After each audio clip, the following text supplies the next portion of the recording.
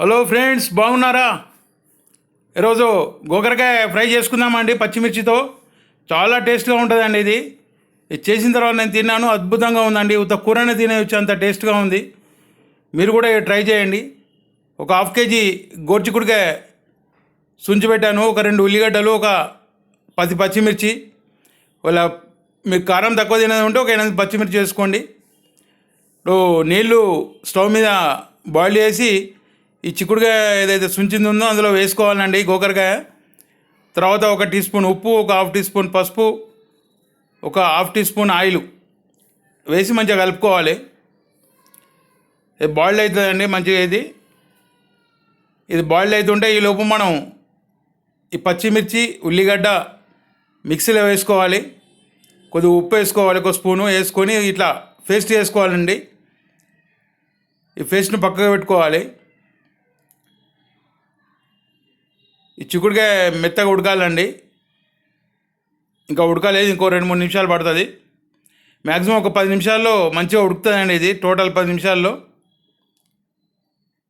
చూడండి, ఇప్పుడు మంచిగా ఉడికింది ఇది. ఇట్లా చిదిపితే మంచిగా నలగాలి. ఓకేనండి. ఇప్పుడు దీన్ని నీళ్ళు ఉంచేసుకోవాలి. చిల్లగిన్నె తీసుకొని అందులో నీళ్ళు మొత్తం ఉంచేసుకోవాలి. చాలా ఈజీగా అవుతుందండి కర్రీ. ఇది చాలా టేస్ట్గా ఉంటుంది.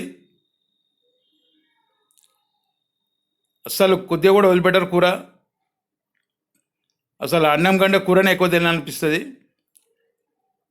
ఇప్పుడు మనం నీళ్ళు ఉంచింది అది పక్కకు పెట్టేసుకొని స్టవ్ వెలిగించి కడాయి పెట్టి ఒక 2 స్పూన్లు ఆయిల్ వేసుకోవాలి.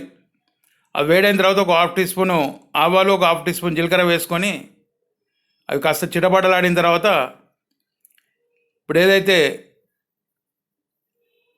అల్లం ఎల్లిగడ్డ, మనం ఒక టీ స్పూన్ అల్లం ఎల్లిగడ్డ వేసుకోవాలి.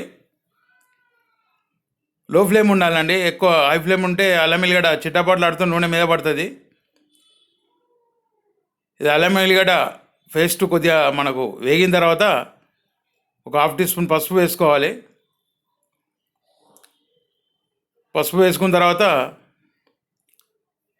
కొద్దిగా కరివేపాకు వేసుకోవాలండి. సో కలుపుకోవాలి. కరివేపాకు వేగిన తర్వాత ఏదైతే మనం పేస్టు రుబ్బుకున్నామో మిర్చి ఉల్లిగడ్డది, ఆ పేస్ట్ ఇందులో వేసి కలుపుకోవాలండి. ఒక 2 నిమిషాలు మనం దీన్ని వేపుకుంటే పచ్చివాసన పోతుంది. At the same time oil కూడా కొద్దిగా పైకి తేలుతుంది. 2 నిమిషాలు వేపుకుంటే సరిపోతుందండి ఇది. ఇప్పుడు వేగిందండి, ఆయిల్ కూడా సపరేట్ అవుతుంది. ఈ స్టేజ్లో మనం ఏదైతే ఉడకబెట్టి పక్కకు పెట్టుకున్నామో గోరుచిక్కుడుకాయ, దీన్ని గోరుచిక్కుడుకాయ అంటారు, గోకరకాయ అంటారు. ఇక్కడ చిత్తూరు సైడు మట్టకాయ అంటారు. దీన్ని మనం మంచిగా కలుపుకోవాలండి. ఆల్రెడీ ఉడికింది కాబట్టి ఎక్కువ టైం పట్టదు. ఒక చిన్న కొబ్బరి ముక్క తురుము తీసుకున్నానండి. ఈ కొబ్బరి తురుమును, పచ్చి కొబ్బరి తురుమును వేసుకుంటే చాలా టేస్ట్ ఉంటుంది కర్రీది. కొంతమంది ఇదే స్టేజ్లో ఒక హాఫ్ గ్లాస్ పాలు కూడా పోసుకుంటారు. అద్భుతంగా ఉంటుంది టేస్ట్. ఇప్పుడు కూడా బాగుంటుంది.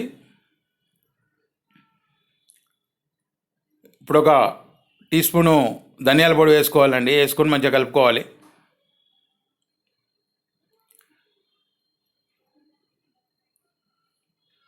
ఇది ఫ్రై కాబట్టి మనకి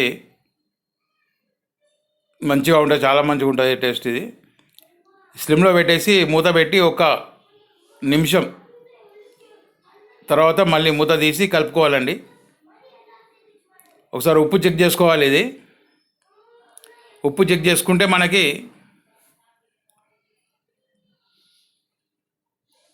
ఉప్పు అవసరం కూడా కొద్దిగా కలుపుకోవచ్చు. ఇప్పుడు నాకు కొద్దిగా తక్కువ అనిపిస్తుంది, ఒక హాఫ్ టీ స్పూన్ కలుపుతున్నాను ఇందులో. ఇంతేనండి, రెడీ అయిపోయింది. ఫ్రెండ్స్, సబ్స్క్రైబ్ చేసుకునే ఎవరు ఉంటే సబ్స్క్రైబ్ చేసుకోండి, లైక్ చేయండి, ఫ్రెండ్స్కి షేర్ చేయండి ప్లీజ్. ఎంతో కమ్మనైన గోరుచిక్కుడుకాయ కర్రీ రెడీ. గోరుచిక్కుడుకాయ గోకరకాయ కర్రీ. ఫ్రెండ్స్, వీడియో చూసినందుకు చాలా thanks. Once again thanks. Easy cooking show ఇట్లు మీ కాసిరెడ్డి వెంకటరెడ్డి.